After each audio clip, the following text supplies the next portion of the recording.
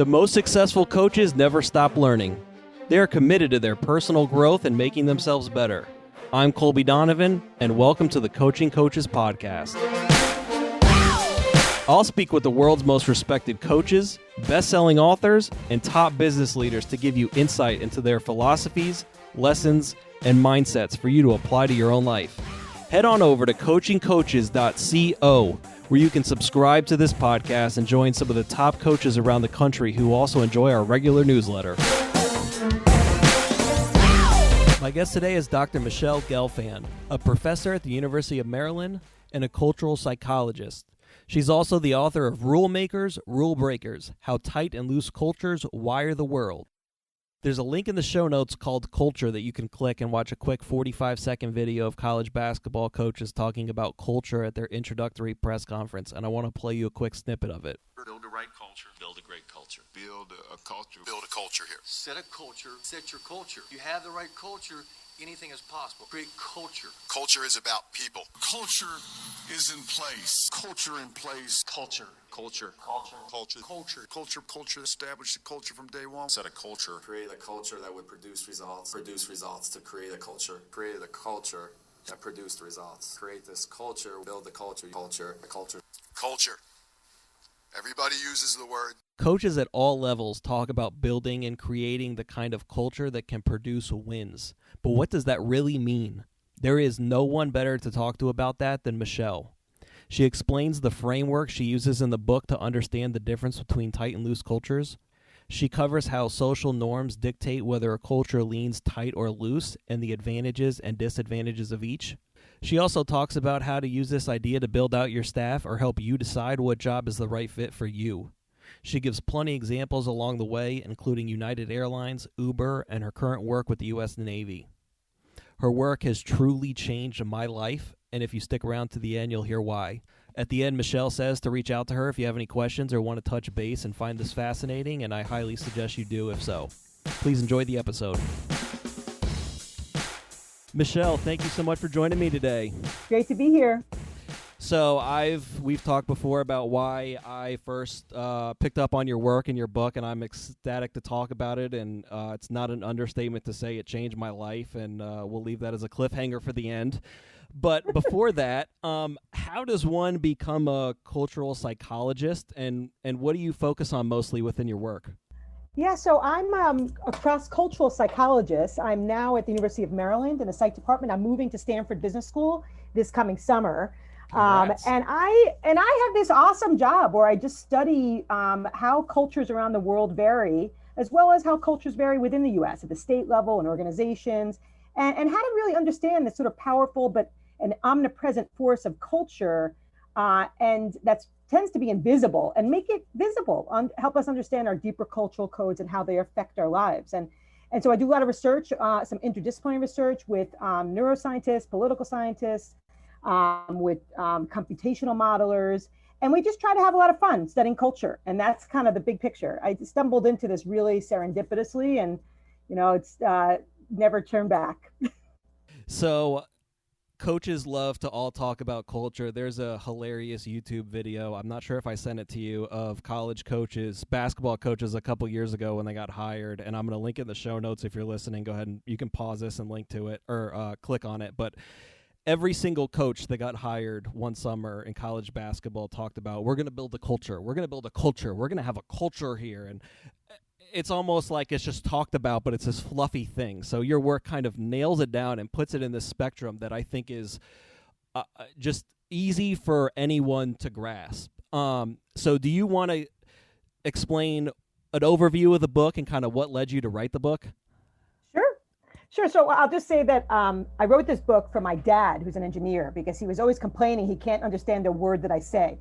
And, academics are famously kind of, really have a hard time talking to a general audience. So I really took it to task, and I had my pop read every chapter of the book, and I wanted to make all the science we do on culture accessible for a general audience. And on my website, you can actually find information about the book, michellegelfand.com. And basically the gist is that I've been interested in a certain aspect of culture. Cultures vary in a lot of different ways, but I've been studying the way that people react to rules around the world and across history. So I'm from Sparta, ancient Sparta to Singapore, from ancient Athens to Arkansas. And the big picture is that some people are rule makers. They notice a lot of rules, they try to prevent mistakes, and they like a lot of structure and order. And other people lean on the opposite end of this continuum. They're rule breakers. They don't notice rules as much. They're more risk-taking and even a little impulsive, and they're okay with ambiguity. And this is what I refer to as the difference between tight and loose mindsets. And the book really takes the reader on a journey around the world, so we can kind of think about how cultures around the world vary in terms of tight and loose. But also we can kind of do a deep dive into the US and zoom in and see, like, maybe we can start thinking about our differences beyond these superficial characteristics like red versus blue or rich versus poor. So we can zoom into states and we can zoom into organizations and even our own households. We can think about, do we lean tight or loose? And how does this make our spouses and our kids crazy if we're really different? I'll just give you one metaphor that I talk about in the book. It's using Dahlia Whitlick's famous metaphor of the Muppets. So she talks about the kind of order Muppets, like Bert and Kermit the Frog. They're kind of have a tighter mindsets. And you think about the chaos Muppets, who are like Cookie Monster and Ernie. And, we could think about, kind of where do we fall individually on this continuum. On my website, I have a quiz. So you can actually take the tight loose mindset quiz to see where is your general default. Even though we could be tight or loose in different situations, we all have our sort of general default.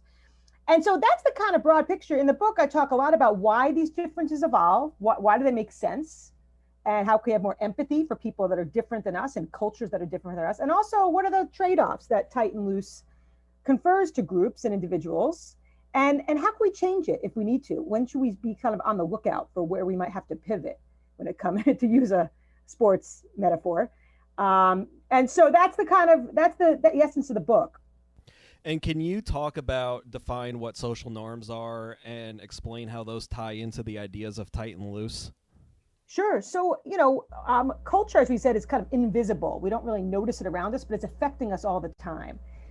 And one of the aspects of cultures that's critical are social norms or unwritten rules for behavior that sometimes get kind of formalized in terms of laws. And what's astonishing is that we follow social norms all the time without even realizing it. And in fact, human groups couldn't really exist without them. We'd collapse without social norms. And imagine a world that has no social norms, where people are driving on either side of the street, or they're stealing people's food off their plates in restaurants like my New York family does, or they're facing backwards in elevators, or they're, having intercourse in movie theaters and on buses. Like, there's a reason why, as humans, we've developed social norms to help humans coordinate and predict each other's behavior.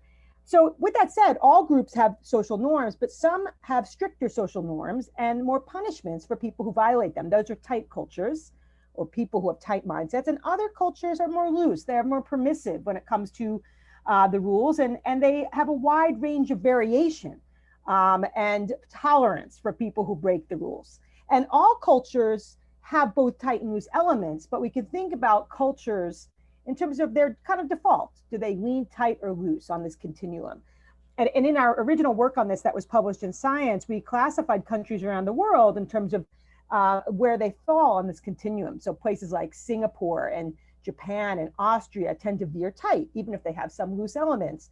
Whereas places like Greece and Brazil and the US and the Netherlands tend to veer looser. So that's where we started to investigate this around the world across 30 plus countries. And we've been looking at the construct ever since in terms of its antecedents and consequences, and different contexts where you can see this flashlight of tight loose illuminating things that might not have been noticeable. Can you explain the strengths and weaknesses, I guess, of each, right? A tight culture and a loose culture both have benefits and they both have drawbacks. And then you do a great job of explaining the way to balance the both, I guess, and try to capture the strengths of each. Yeah, you got it. So I'll just sort of back up and also mention that one of the things that we discovered in the paper that we did on tight loose in Science is that tight loose differences evolve for good reasons. So tight cultures in general tend to have a lot more collective threat in their histories. They tend to have more pathogen outbreaks. They tend to have more invasions. They have more disasters as compared to loose cultures. And so actually what we think about tightness is that it's important when you have a lot of collective threat. In other words, you need strict rules for humans to coordinate under collective threat. And it helps to keep people in line in very chaotic situations. And so that's what we found in our study. And this generalizes to states and organizations. Those groups that have a lot of threat tend to veer tighter than groups that have less threat, that can afford to be more permissive. More recently, we showed the same exact pattern, even like in pre-industrial societies, these societies that existed long ago. And so with that said, what we can see, though, is that they confer tight and loose norms, different advantages or disadvantages, depending on your vantage point. And I call this the order versus openness trade-off. And so in general, tight cultures tend to have a lot of order. They have more monitoring, more police per capita, they have less crime. They have more synchrony, they're more coordinated. In other words, people tend to be, for example, buying the same stuff and wearing the same clothes, driving the same kind of cars in general. Even city clocks are more synchronized in tight cultures. I talk about this in the book. If you go around the world, you'll see that city clocks say almost the exact same time in tighter cultures like Japan or Austria. When you go to looser cultures like Greece or Brazil, you're not entirely sure what time it is because the clocks really are not very synchronized. And also, tight cultures have a lot of self-regulation, a lot of discipline. And at the country level, they have less debt, they have less alcoholism, they have less obesity even, because people are very much more disciplined. They're following the rules more. And so you can think about loose cultures having being more disorganized and having less order. They have a host of self-regulation failures, and they have a lot of problems with order. But loose cultures corner the market on openness. And so when we look at how tolerant are people from different races, religions, creeds, in general, loose cultures are much more tolerant. They also tend to have more idea generation. There's studies that show that loose cultures are more creative. And in general, they tend to be more adaptive when new ideas come up to kind of jump on them. And tight cultures struggle with openness. So you can think about this as, kind of different criteria. And in the book, I talk quite a bit about the idea that, cultures really could pivot to try to maximize the benefits of both by trying to be more balanced and be more ambidextrous. And this is what I call the Goldilocks principle of tight loose.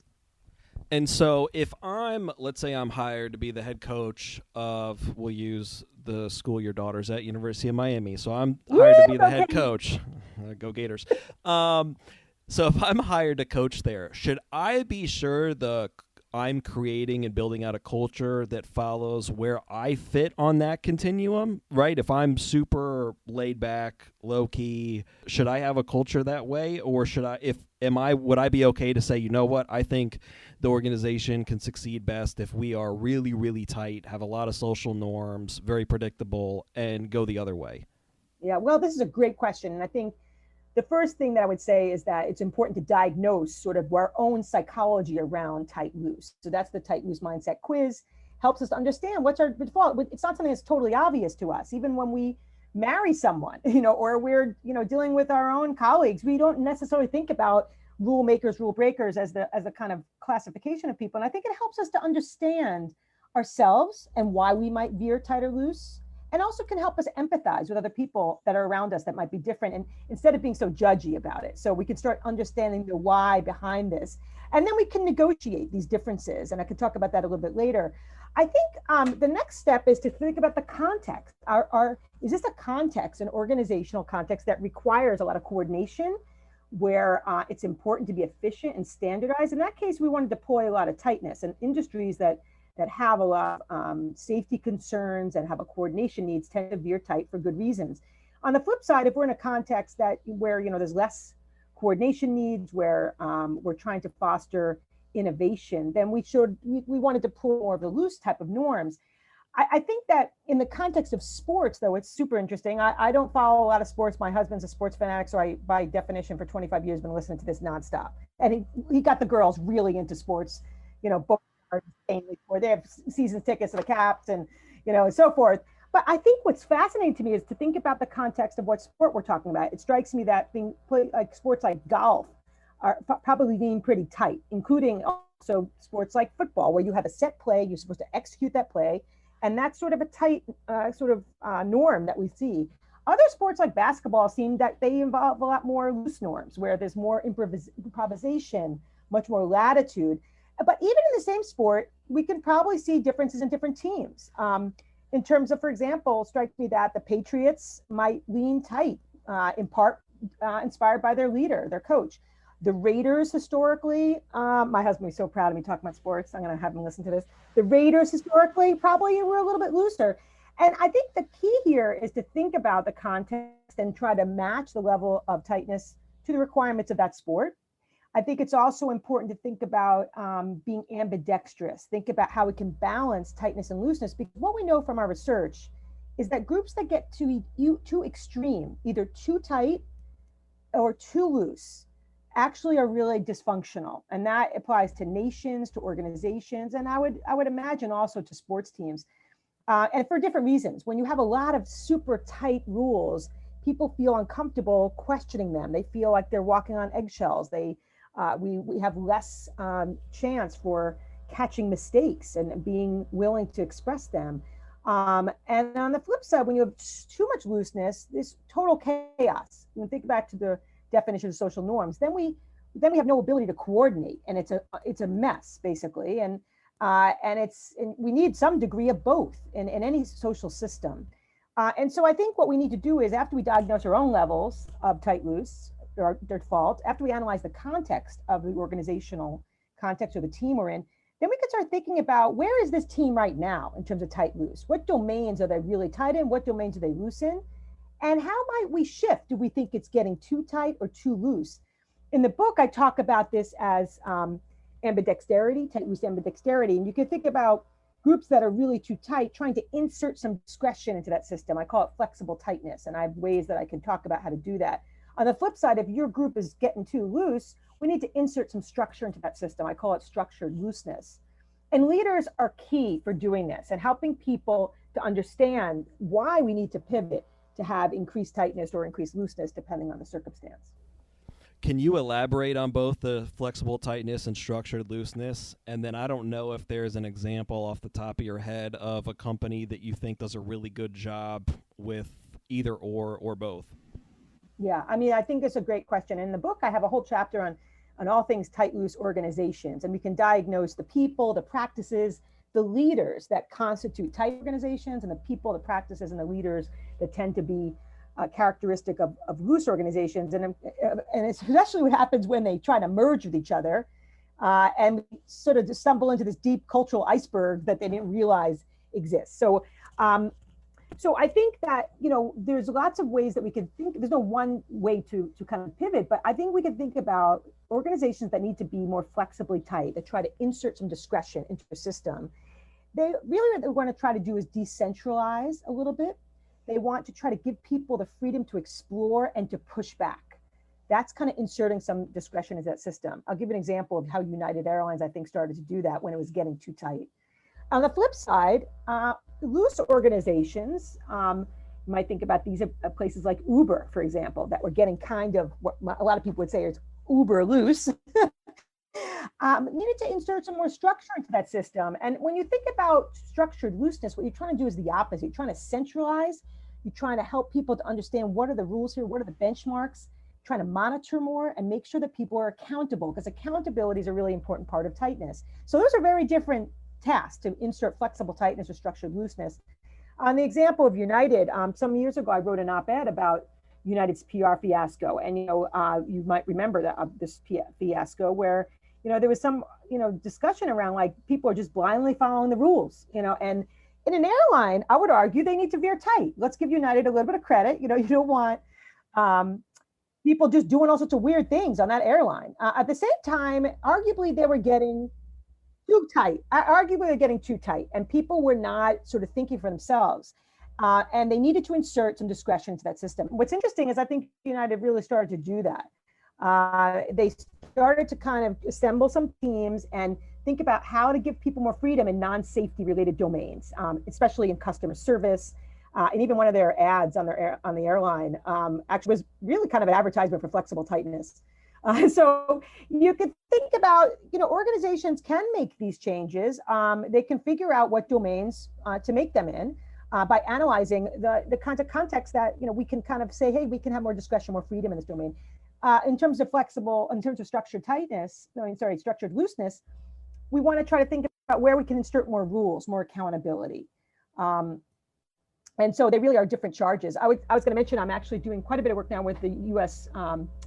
Navy, who also, needs to veer tight. This is the Navy. They deal with a lot of collective threat, have a lot of coordination, but they want to figure out where can they insert some discretion, some looseness into that system. And so that's what we're working on now, is trying to think about, do we need to have rules for like how short your hair is or what socks you wear? Is that really necessary? Can we think about ways that we can insert some more discretion into that system so that people have that kind of Goldilocks, more of the balance, even though they need to veer tighter? So that's the kind of big picture of the concept. And I go into more detail around this in the book too. And so if I'm someone running an organization and I want to hire, I don't know if your husband watched or made you watch The Last Dance last summer with the Chicago Bulls and Michael Jordan, but there was a scene where Dennis Rodman disappeared to like Vegas and was out all night in the middle of, I think, the finals. And I'm sitting there thinking, this is insane. He's going to be suspended. And Phil Jackson just sends MJ to Vegas, who opens the door, sees Carmen Electra, flies Dennis Rodman back, and they win the finals. If you have someone like a Dennis Rodman who's going to disappear in the middle of your season, should you be sure you have a little bit of a looser culture to deal with that? So, some teams might not realize that they're sending signals that tolerate that kind of loose behavior, and that they might want to sort of think about having real conversations with the players around what rules are really important, what kind of behavior they could tolerate that's, kind of more different than the norm, and what they're just totally unacceptable. I think the other thing to think about is the kind of people that you might expect to be rule breakers. In our work, and others in psychology have found that people who have a lot of power tend to take a lot of latitude. And so you might see more of that behavior among the people who are really highly paid, who are superstars, because in general, even beyond sports, people who have high power are more likely to break the rules. There's a lot of research on this. Even if you put people into a laboratory and you give them a sense that they have power, they start breaking the rules in the laboratory. So it's found in controlled experiments. They steal the last cookie that's been left out for kids when they feel like they've been primed to feel powerful. They just do all sorts of weird things. And we could think about another way is that minorities, broadly defined, are held to stricter standards for behavior. They live in tighter worlds. And I think we need to also be aware of those kind of dynamics on sports teams, in organizations. In some of our work, we found that, depending on the race or the gender, who we tell managers have broke the rules, they actually hold, without even realizing it perhaps, they hold minorities more accountable for deviations, like coming to work late or, taking long breaks. So that just suggests that powerful people tend to live in looser worlds, and people who are in minority status live in tighter worlds. Back to that idea you talked about before in regards to countries of threats, and if you are facing more threats, you're going to be tighter because of the issues that have gone on, whether it's Israel in the Middle East with geopolitical threats or whatever that is. Well, I do want to say, and I know we don't want to get too much into the current pandemic, but the biggest surprise of this pandemic has been that we've always found that when individuals perceive threat in the laboratory, even if it's fake, or when we do this, we create computational models, simulations of threat, that groups tend to tighten up quickly. It has an evolutionary advantage to do that because rules help people coordinate. They help people from not defecting. But what we found during COVID is that loose groups are doing much more poorly when it comes to their deaths and cases. And this paper will be coming out in a couple of weeks. And it's what I'm calling a cultural evolutionary mismatch. And there's a lot, what I'm sort of thinking about this is that when you have a lot of collective threat, you need a really reliable signal, a clear, consistent signal that people see. If they don't see that, if that signal's interrupted, if it's hijacked, then it could actually not cause tightening and to devastating outcomes. So that's a broad picture that yes, groups generally speaking tighten up under threat. But during COVID-19, what we've seen is that there can be these evolutionary mismatches that occur.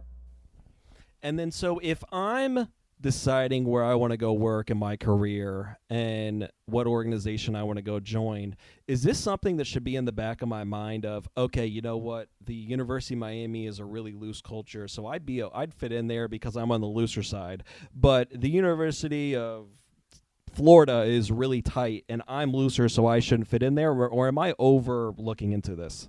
No, I think it's a brilliant insight because there's a long history of research in psychology and organizational behavior that looks at the perceived fit between one's personality, one's attitudes, and the culture of the organization. And it has a big impact, person-organization fit, on one's satisfaction and other kinds of outcomes, including leaving the organization prematurely. And I think because culture is invisible, we don't necessarily think about ourselves through this lens of tight loose. We might have a mismatch to your point. I see kind of like that follows the same kind of mismatch idea. So it's really important to think about your own sense of rule making, rule breaking, and then analyze the industry that you're in, and within the industry, which organizations might be better fits for you in terms of tight and loose. Because even in the same industry, there might be big differences in organizations in terms of how regulated they are, how strict they are, and also how loose they are. And so I think it's important to really be mindful about these kinds of decisions. And we could say the same thing for relationships. We want to be able to understand, we don't necessarily think about, kind of ourselves through this tight loose lens, and particularly with parenting styles, how that influences decisions on this. So it's important to kind of make this invisible construct more visible in our everyday lives, and have more empathy for people who are different from us, but also be mindful about where we might fit best. If you enjoy this podcast, I also write a weekly newsletter sharing the best content I found in the last week that directly applies to coaches. Some of the best coaches in the world subscribe, and it's free. So go to coachingcoaches.substack.com or check out the link in the show notes to subscribe. Once again, that's coachingcoaches.substack.com. Let's get back to the episode. And I could go on and on with 500 questions about this, because it's one of those like mental frameworks that once you get in your head, at least for me, it's hard to not see everywhere. So if and we can go back to the Uber example, and for those who don't know, Uber was, people talked about they were way too loose, and the founder and CEO Travis Kalanick got removed from the company some way, shape, or form, and they brought in someone else. So if you've got a culture that swung way too far one way or the other, let's say I'm a athletic director or president of a professional sports franchise, and my culture is way too loose, do I need to bring someone, do you need to overcompensate and bring someone in who's really on the other side of the spectrum? Yeah, this is a fascinating question. And I talk about some interviews about this in the book, because there's a lot of companies that want to pivot. And so their first inclination is hire people who are different, who are kind of ideals of what we're trying to accomplish. So take a lot of manufacturing firms who are trying to loosen up. They might hire some real creative, loose types. But the problem is that unless you really kind of think through these kinds of decisions, often there's a lot of conflict. You think about these as the order openness trade-off. Tight cultures are used a lot of order. And when you hire people suddenly who are really loose, it can threaten that sense of order. Likewise, people who are loose mindsets, they get kind of bent out of shape when they have a lot of this kind of monitoring, and when they feel like people are helicopter-like. I've talked to some people who have been serial startuppers, they call themselves, because their goal is to get bought out, and yet they get bought out by these big, tighter organizations, because bigger organizations need to be tighter, and they feel stifled, and they wind up leaving and starting up another company. So there's this sense of, we need to kind of think about these marriages, whether they're broad mergers between tight and loose companies, but even these kind of other ways that we might hire a group into our organization, and really talk about these differences ahead of time. We need to kind of help negotiate these differences. And I think that it's eminently possible. We could think about giving people that are looser, more latitude, but helping them understand that there might be some deadlines that they really need to be accountable for, which sometimes causes a lot of conflict. Likewise, we might need to understand why are some rules really important, and tight groups can kind of say, hey, what can I give up in terms of my sort of order, what domain? So it actually is really exciting, because we can negotiate culture as long as we sit down at the negotiation table before we bring people in and talk about these things and be mindful of them. Is there a culture or a company today? We've talked about Uber, United Airlines. Is there another company today that really, really intrigues you with what they're doing and how they're navigating this? I mean, I'm interested in right now, like the military, because I was mentioning, like, it's just a really fascinating context of like how you can be in a context where you need to veer tighter, but how can you insert some looseness into that system? So I've been interviewing a lot of people in the Navy, senior level Navy officials, to kind of get a sense of, where they think, how do we make this shift in a context where there's so much threat? So that's an exciting context. I think that the other context that I'm just interested in, it's not a company per se, but it's really more this new world that we're living in and how we're negotiating tight and loose. And that's basically the internet. How do we go from a normless, wild, wild web that has a lot of advantages of connectivity and freedom, and how do we kind of engineer tight, loose balance in this context? And it's really super important because there's right now, it's really not balanced at all. We have, basically anything goes. We have people starting to develop bottom-up ways of kind of enforcing rules and making people accountable. And we're starting to see more top-down regulation happening. But the question is going to be, as humans, how do we come together to design the right balance of tight and loose on the internet? And I think that it will not happen naturally from an evolutionary point of view, but we can also be thinking about this more clearly and as a society, because it's where we live now. And there's not a lot of accountability, and it's extraordinarily loose and problematic in my point of view. I talk about it also in the last chapter of the book. How do we kind of harness the power of social norms? We invented social norms, and we can harness the power of them to create spaces that have that kind of balance. And I don't know if you know Vikram Manshramani. I forget if he's at Yale or Harvard. He came out with a book last year, Think for Yourself. But I interviewed him. He was a prior guest, and he talked about, I forget who exactly it was, but it was someone within the military who talked about disciplined disobedience. And it was that idea that he felt like the military had gotten too disciplined, where people were just going out and following orders instead of saying, you know what, yes, this is the guideposts of what we want you to do, but God forbid something comes up. If something happens, feel free to be disobedient and deviate from that. If we trust you, we hired you, we're empowering you to do these things. So it just makes me think of your work with the Navy. Yeah, and it's, I think the technical term for it is commander intent. We have all these these plans, but actually they might not work in some context. So people have to be ready to deviate or innovate in those contexts. And it's, like I said, it's a matter of balancing freedom and constraint. And I think it's really important in any social system, whether it's our parenting styles. We don't want to be too helicopter-like or too laissez-faire. We know that parents that are too extreme produce maladaptive kids. In organizations, we know that from research that leaders that are too strict or too kind of absent also produce really maladaptive employees. And whole nations, and some of our research, that are either extraordinarily loose or extraordinarily tight also suffer in terms of suicide and lower happiness. And so I think it's a really important thing, this kind of tension between freedom and rules and constraints. And I think that the best, most healthy systems are able to adapt to the context and deploy tight and loose when necessary. And I should have prefaced this early on in the episode, but you can correct me if I'm wrong, but there is no right or wrong, correct? There is a one way or the far extremes, I would say, are wrong from reading the book, but there is no right or wrong, right? Like, we're not saying that, this coach is way off because it's way too loose or way too tight.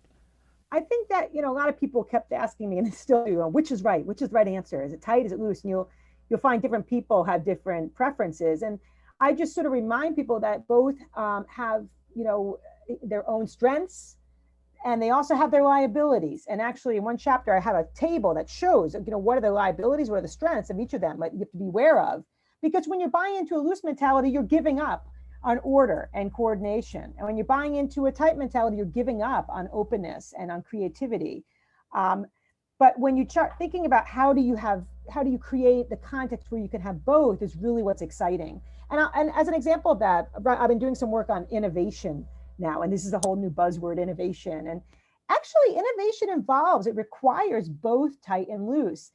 And we show this with some of our data. If you want to be a super innovative country, you need to have people who are creating a lot of ideas, or company for that matter. You need people who are creating a lot of ideas, but you need to have people who are going to implement them, who are going to scale them up. Looseness is great for idea generation, but it's not great for scaling up. And likewise, tightness is great for scaling up, but it's not great for coming up with creative ideas. In the book, I cite this work by some Israeli colleagues who wrote The Startup Nation. And they talk about how Israel, is really, in our data, is relatively loose. And I had some comments on that, even given the context of threat. It's interesting reasons why they might be. But they really have a lot of ideas, but they haven't necessarily been scaling up organizations. And they talk about Singapore as an alternative that doesn't have like a lot of the idea generation, the crazy, awesome, interesting ideas like in Israel, but they have a lot of scale up potential. And so I think that when we think about tight loose, we can think about how do we blend them together when we have a goal that really requires both. Is there anything else we haven't touched on today organizationally that you think is important to bring up? Well, I would just mention, I haven't really gotten into the merger and acquisition data, but we have quite a bit of data on mergers and acquisitions that, I started getting interested in this when we looked at the Daimler Chrysler debacle. This was like a match made in heaven some years ago. And of course, it had a problem. It fell out for a variety of reasons. But one thing I would bet some money on is the tight-loose conflict coming from the German context that tended to veer tight and the U.S. context tended to veer loose. More recently, we've been quantifying this difference. If we measure the difference between tight and loose cultures before they're about to merge, can we predict their financial outcomes? And it turns out that tight-loose, when you have big differences in tight-loose, before these cross-border acquisitions, they can really reduce the productivity and the financial performance of these organizations by millions of dollars. And so we could see that actually, it's important before you merge, not just to look at strategic compatibility, but to think about your compatibility in terms of norm strength, in terms of tight-loose. And of course, culture is negotiable. Like I mentioned, it's not something that, we sort of have to be passively reacting to. If we're mindful of these differences ahead of time, we can negotiate where we can insert the structured looseness or flexible tightness as needed. I have a paper that came out in Harvard Business Review that was talking about the Amazon Whole Foods merger that was having a lot of trouble at first. Amazon leaning versus loose Whole Foods leaning. They come from different contexts, different leadership styles. And I think a lot of the conflict could have been preventable had they thought about these cultural differences in tight loose ahead of time. So that's another way to think about. We can send that link out to people to read that mergers and acquisition paper at HBR. Yeah, we'll link that in the show notes for sure. And once again, another way where it comes up. And as I've told you before, your work first piqued my interest. It was end of 2019. My wife and I had just taken in 3 foster children, and they had been in a horrible situation, and we had them for 72 hours. And, we kept them safe, fed, everything, but I felt like I struggled with them, and I couldn't put my finger on it. And then a few weeks later, I was driving to work listening to you on Econ Talk with your future colleague, Russ Roberts, and you were talking about the tight-loose spectrum with regards to parenting, and I immediately text my wife like, I was too tight, I need to loosen up. And I think she's going to be excited I've recorded this with you now, because every time we get kids now, I am naturally on the tighter side and know I need to be looser, especially with kids who have experienced trauma and that sort of thing. And so we'll laugh because we'll take in kids now and I'll start to get frustrated, and we can tell I'm literally tightening up, pun intended, and breathe and relax and try to let things go a little bit. So I assume most people listening are parents or maybe in the future. So can you talk about it on this spectrum of parenting? Yeah, I mean, I appreciate that a lot, because I had these conversations with my husband. He veers tighter, truth be told, than me. He's a lawyer. And I veer looser. I'm an academic. And I think, we like to talk about tight loose differences, and then we try to negotiate them and talk about them with the kids even. I think the key issue, like in any negotiation, and I teach negotiation to students and execs, and the key to negotiation is you can't get everything you want. You got to prioritize what things are super important to you. And when it comes to tight loose, that means what domains have to be tight. Are you like, no, I cannot live with the way that you load the dishwasher. This is the kind of feedback I get. Like, what I think we need to do, like in any negotiations, I have to think about what domains do I need to be loose that are just my important context that I don't want to give up my looseness, but what can I kind of give up to kind of satisfy his need for tightness in other domains? And, we can map out, the context we need rules in. They could be things like appearance, health behaviors, school performance. They could be how messy is the house. And actually, that's one of our negotiations, that he gave up he has more tolerance now for the house being a mess and the dishwasher being a mess. And we have other ways that we talk about this with our kids. And I think at every stage of parenting, we need to think about the rules that are most important, the domains that are most important, and which ones we can give some slack on. And I think that's something that we need to sit down at the negotiation table and talk about it, and it evolves and changes. And I think we can also talk about it with our kids. And to your point, I think that, we can understand each other about, if you lean tight, it means that you've had some possible threat in your life, more fear perhaps, and that those rules really felt like they're important, that there's a reason. Not everyone is tight because of that, but there might be multiple reasons. But I think it's important to have empathy for each other for why we might vary, but then get down to the serious art of negotiating. No, I highly recommend the book. Think about it in terms of San Francisco versus Kentucky, or the U.S. versus China, or, there's a 30 for 30 about the Duke and Michigan national title, or, Final Four teams where Duke was super tight and Michigan was the opposite. I mean, it's everywhere once you see it, and I love the book, and I'm ecstatic I read it, so I appreciate Thanks it. so much. I'll link the book in the show notes. We're going to link the personal evaluation in the show notes. We'll link the website, Twitter account. Anything else? Yeah, just my website, LinkedIn, Twitter. Okay. End of episode question. So what's one book you think every coach should read? Be leadership, culture? This is a tough question because I have so many books I would recommend. But one that I thought, I'll just recommend one that I'm not sure that people have heard of. And it's actually about culture and sports. It's a book that's called All About Wa. And Wa is a Japanese term that's about harmony. And it's a super fascinating book about expatriate players coming from the US, going abroad, and trying to play baseball in Japan. And kind of on the surface, how everything looked really similar in terms of the rules of the game. But in fact, the culture of the game that was infused by Japanese tightness, by Japanese group orientation, made it so that it was a totally different game. And it was all about how the expatriate players dealt with these cultural differences that often, caused them so much pain they returned early.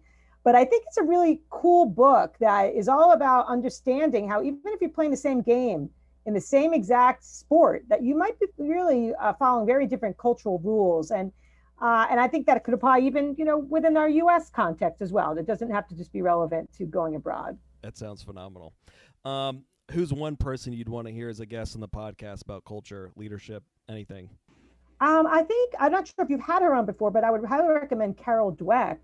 She's on the list. Yeah, she's a colleague and friend of mine. She does phenomenal work on learning versus performance orientation and mindsets. And I think they're really very valuable for the context of sports and just more generally around life, And so I think that she would be a great guest. Yeah, big fan of hers. What's one area you're looking to improve in over the next year? Well, I've been really trying to get into meditation and mindfulness. I first discovered Buddhism in Sri Lanka when I was doing some work on terrorism there, and I really got to understand the kind of Buddhist context of Sri Lanka. And so I've been trying to practice meditation. And I think the more general idea is that, like, our mind is the most important muscle. Like, we can exercise and train our bodies, but why not try to train your mind, And so I find it really super interesting from the philosophy point of view, but also just from generally helping to be, kind of more joyful and more grounded. What's popular advice you hear people say you think is wrong?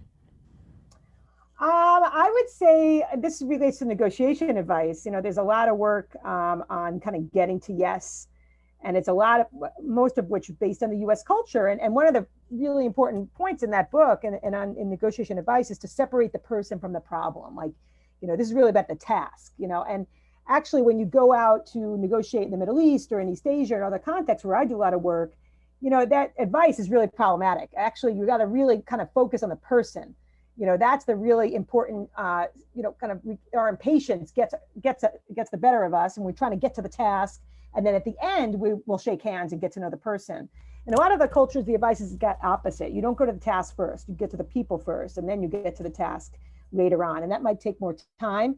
take more energy, and Americans tend to be in general impatient. De Tocqueville noticed this about us from years ago, but that trait is fine here in the US, where we have this kind of get to the chase mentality, get to the task, but it doesn't work in a lot of cultures. And so it's important. I do a lot of work on negotiation and culture in the Middle East, and how do you kind of signal that you respect people, that you're giving them honor? How do you help people to gain trust, which is actually a much more important commodity than getting to the task at first. Once you solve those problems, you get to the task much more easily. Okay, so I've got to ask you to tell the story about why we shake hands now that you kind of brought that up a little bit. Where's this is a social norm. This is yeah, we got to get rid of that, right? No more shaking norms. By the way, I've been trying. I'm a big high fiver, so I've been trying to get rid of like shaking hands, high fiving, and a lot of my students will say, Gelfand, like we got to stop high fiving because it spreads germs. And this is before COVID. So I have a lot of problems with high fiving, and now we're trying to shift to the high elbow.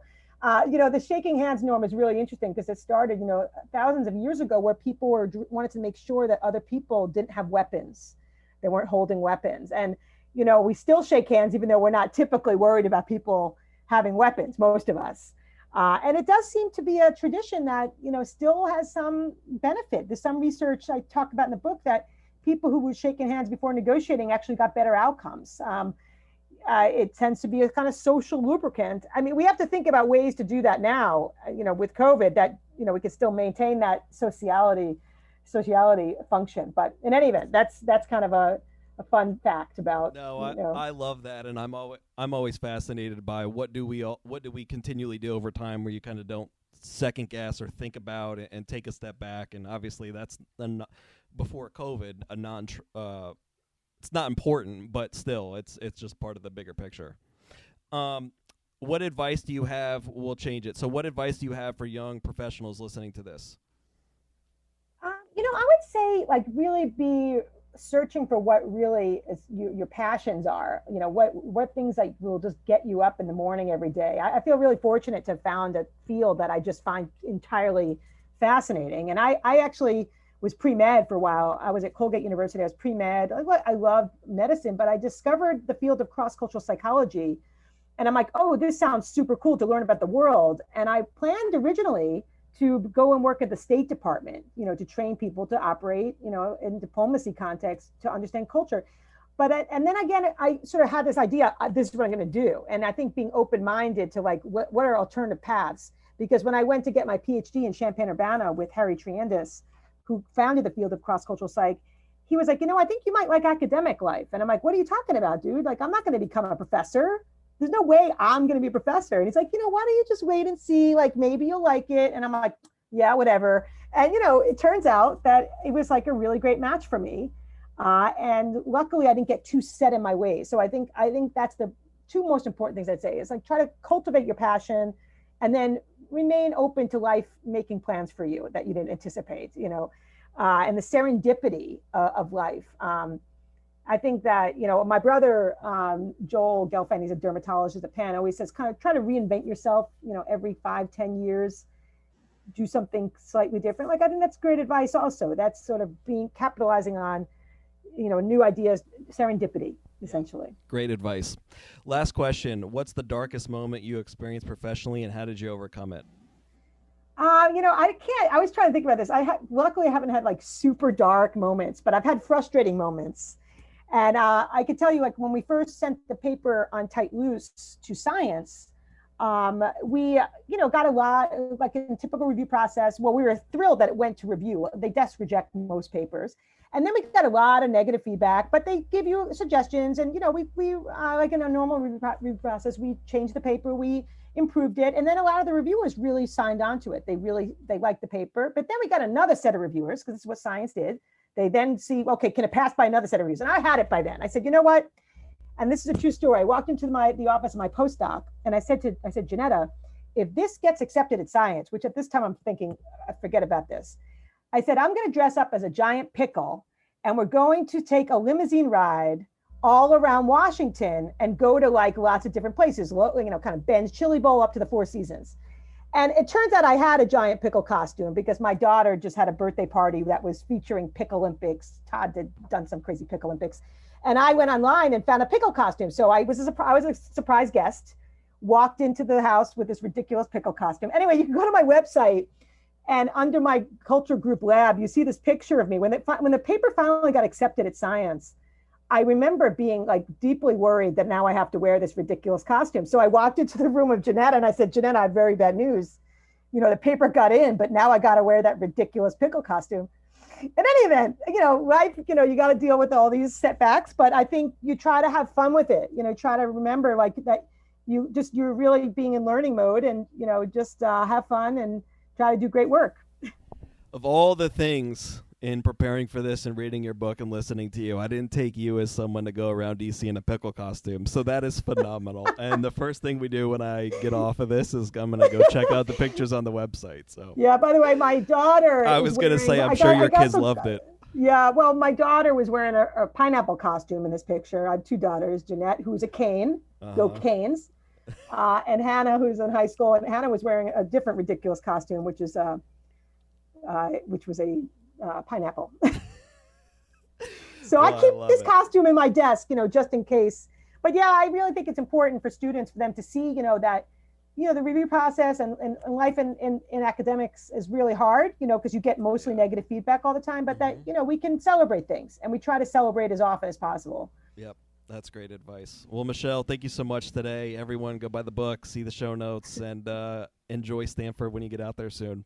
Thanks, and feel free, audience, to be in touch with me on my website. There's a place to send a note, and, you know, send me your tight loose stories. If you have, you know, questions about stuff that I'm doing, please reach out. Awesome. Thank you so much. You've been listening to the Coaching Coaches Podcast. Be sure to subscribe to the show on your favorite podcast platform and receive our world-class newsletter in your inbox every Sunday. You can access both of those at coachingcoaches.co. Once again, that's coachingcoaches.co.